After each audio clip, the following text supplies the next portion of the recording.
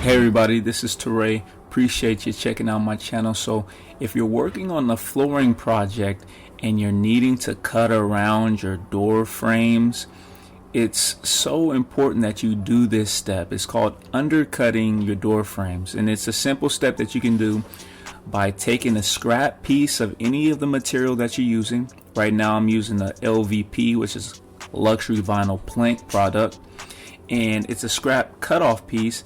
And when you press it up against the frame of the door, and I'm using an oscillating saw with a wood cutting saw tooth blade, you then press lightly onto the scrap piece of flooring material that you have, and let the saw just slowly move into the door frame, cutting it as you go, and you just continue to move over.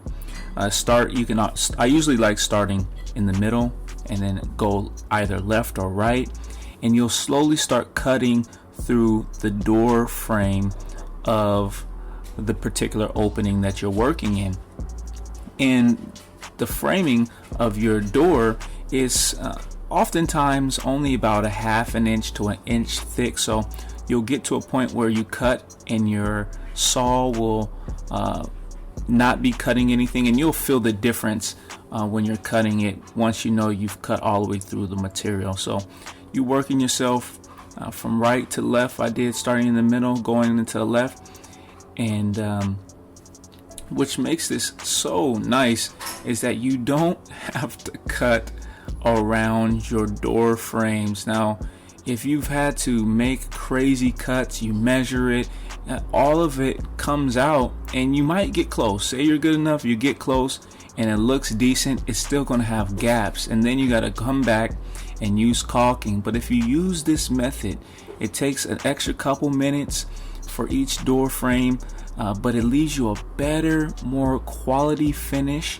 when you do it, whether you're doing it in your own home as a DIY project or if you're a professional. And as you can see, the piece goes right underneath, so all you have to do is really cut an L shape out of the material and slide it underneath.